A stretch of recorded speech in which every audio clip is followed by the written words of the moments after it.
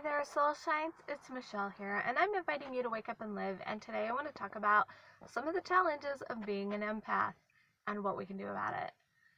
So, let's start with knowing how you're an empath, like how you can know that. There's a lot of ways, but some of the easiest ways to know is when you walk into a store and you were feeling amazing, like it was such a good day, and you walk in and instantly, with no reason, you're all of a sudden miserable. That's a really good way to tell that you're an empath, because you're actually picking up on the energy of everybody around you. And sometimes we forget that we're separate beings. I'll go into more of that in a minute. For me, an experience I had was back when Trump was elected president. I was totally okay through the whole campaign. I didn't have any strong opinions one way or another. I, kind of did some research, decided who I wanted to vote on and everything, but I really wasn't feeling anything until the election happened. And then all of a sudden, I was just bombarded with all of these feelings. And I was like, why am I so upset? And what in the heck is going on? And it took me a while to figure it out, but then it just kind of dawned on me. I'm like, oh, I have tapped into the mass energy, of what a lot of people were feeling. And when I was able to recognize that's what happened, I was able to disconnect from that energy and return to feeling awesome. There's different types of empaths. For me, I can walk into a building and kind of feel whether it's heavy or dark, or kind of some of the feelings that happened in a place.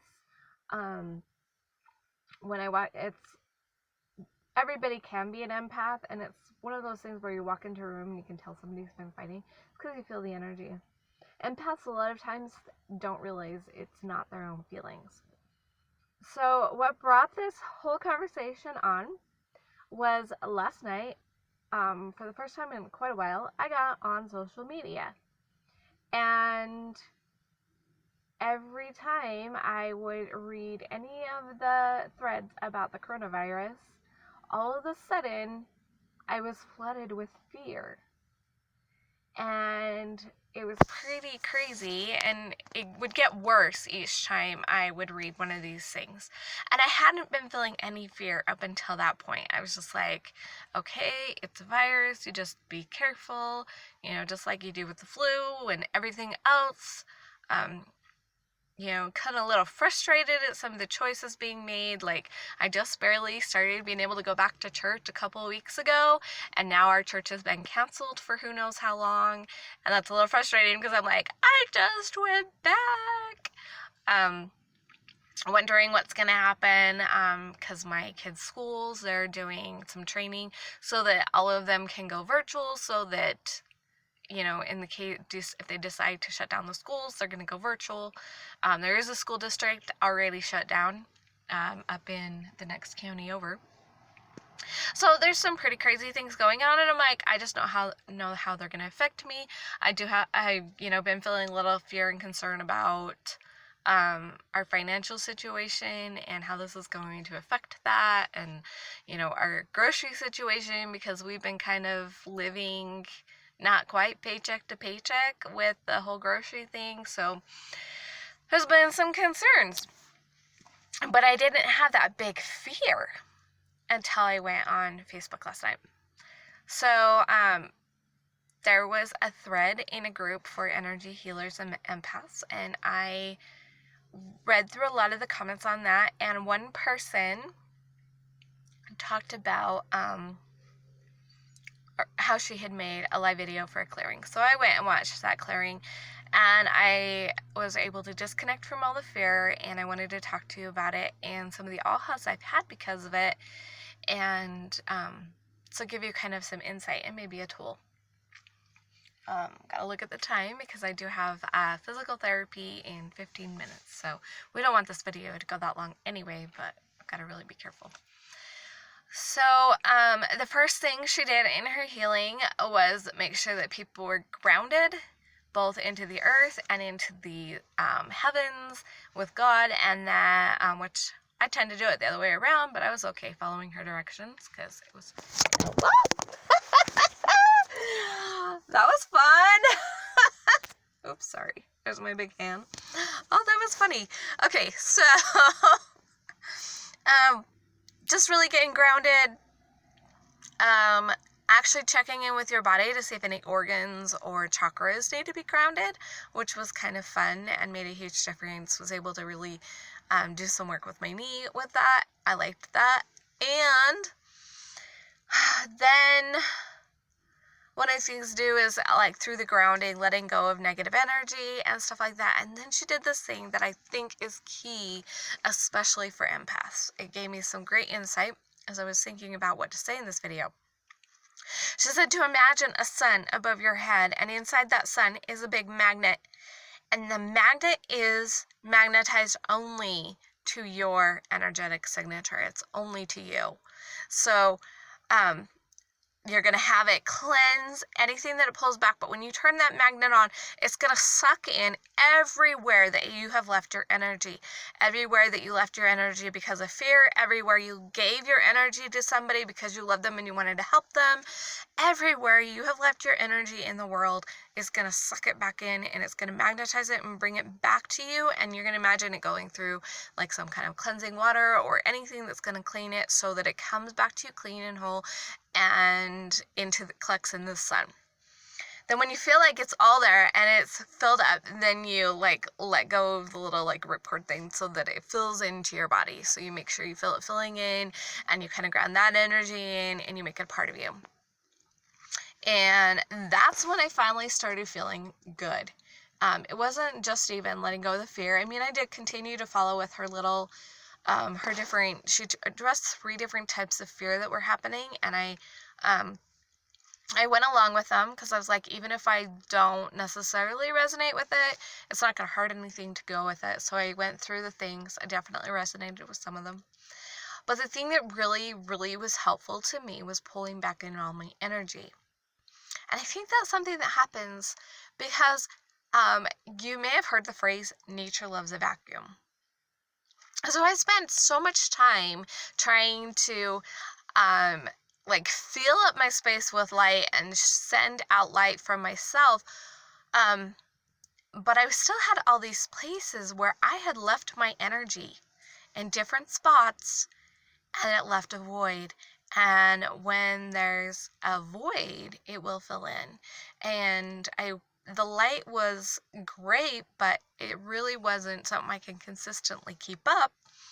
And so that's when it's easier, and I think this is why empaths have it so much, because empaths tend to be more caring and loving unless they've shut down. They tend to be more loving and caring. And really what that means is a lot of times we are unconsciously giving our energy away. Empaths often struggle with boundaries. So we're giving our energy away and leaving ourselves open for it to be filled up with everybody else's energy. I mean, it's not the only thing that happens. There's a lot of benefits from being an empath. It's really good to help us to relate with other people and help with healing and stuff. But when it disempowers you, there are things that we really need to do. And I don't like shields, but filling myself back up with myself makes so much sense. I was filling all of those voids in myself with me. And then I can expand the light, and the light doesn't have to work so hard to fill up all those places. I felt a whole bunch of energy coming back to my knee, which makes a lot of sense. I left it where I fell, as where in the different doctor's offices and the surgery. I'm sure I left my energy everywhere. Because it can happen when you're react to something and you just kind of leave some energy there, or when you're giving it away. There's a lot of reasons why you leave energy. And so pulling it back was really powerful for me. And I wanted to share that idea with you and consider those kind of things. And then you can also add, and this has been very helpful to me, it's been helpful with this Grade A. I had never thought to use it with a Grade A before today. So there's a couple of different tools, and I've mentioned these before on my channel, couple of tools that you can use when you're picking up other people's energy. When you're aware that, first of all, you ask yourself, whose energy is this? Is it even mine? And then you can return it to sender, and I like to return it to sender with God's light and love. Some people return it with consciousness, some people with truth. I just prefer light and love because I believe that all of the information that person needs is in the light and love. All the healing they need is in the light and love. So, and sometimes I'll give it to God. It just depends on how I feel at that time. I really like to tune in intuition. What does this energy actually need to go? Where does it need to go? So, and you can do the return to sender thing. Another thing is and this is, well, okay. Another thing is to that's their energy. This is my energy. That's their energy. This is my energy. So that you can really help establish those boundaries in yourself and say, this isn't even mine. That's theirs. This is mine. And that's what I did with the gray day. I was like, this is the weather's energy. This is the world's energy. This is my energy. That's the weather's energy. That's the world's energy. This is my energy. And I was able to, all that gray that was coming in on me, I was able to let go of it because it's not my energy. And I have the ability to have enough light to light up this gray day. Just by being me. So that's what I'm choosing. So those are my tools for you. Pull back your own energy, release what's not yours, create that boundary that's yours, this is mine, and it's especially needed in this time of fear. There's so much fear right now in the world, and when people are in fear, they cannot make great choices. When people are in fear, they're making choices from a panic state, and it's really hard to listen to intuition when you're in that heavy vibration. So tune into the higher vibrations. Be grateful, because that gratitude, that will bring you up. It will help invite you into. It's like gratitude is like the gateway into the higher vibrations. So you choose gratitude, and it helps invite love and peace and enlightenment and all those great yummy vibrations at the top of the scale. So you choose gratitude and you invite yourself into that higher place. You separate yourself from that fear energy so that you're in that calm and peaceful place. And then you can ask yourself, what is the best choice right now? And for me, I went to the health food store. I watched this person put 3 or 4 boxes of homeopathics that are for the flu. She put them in her basket. And I was like, that's interesting. And I was like, I was thinking about getting one. I was actually there to get some, I do have a child that is not feeling well, and I was getting homeopathic for him and his symptoms, and I grabbed a couple others. And so I was grabbing them, and I was thinking about getting one of the boxes for the flu things that was still there, and the thought came, you don't need that. Now, if I was coming from that fear space, I probably would have gotten it anyway. I would have spent money that I didn't need to spend, but came from, what do I really need? And, I got what I really needed because I was coming from that calm place where when you're in that calm place, you can receive your intuition answers, whether it's through voice or vision or light or heavy. Everybody can do light and heavy, or some kind of does this make me feel expansive or contractive? Everybody can do that. And so when you're in that calm place, that's when you can do it. When you're in a fear place, you can't. And so if you're tapping into the world energy of fear, let it go. And if you still have some fear, address it. What is this fear? What am I really afraid of? Acknowledging what you're afraid is powerful. And then ask to see the truth through love. The eyes of love. Because the eyes of love is a higher vibration, and you'll be able to see a lot of things. One of the most important things for me is remembering that. I gotta turn this back on for a second to see the time. Oops, sorry about the noise. Okay, got a couple minutes, so I'm good. So, what was I saying about? Oh, shoot, I hate it when that happens. But I can remember this. I was talking about another tool. I wonder what it was.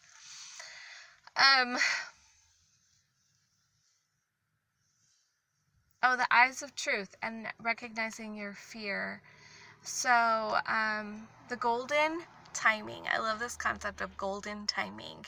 Golden timing is like sometimes I grew up with the divine timing, God's timing, and it felt so disempowering because it was out there and away from me. Golden timing takes in all of it, whether I'm aligned with it or the other people are aligned with it, whether the universe, God, everything is aligned. That's the golden timing. And everything, even accidents like falling and hurting my knee or people getting sick, are golden timing. And there's always a golden nugget of wisdom in those things that feel heavy to you. I have learned so much from my knee.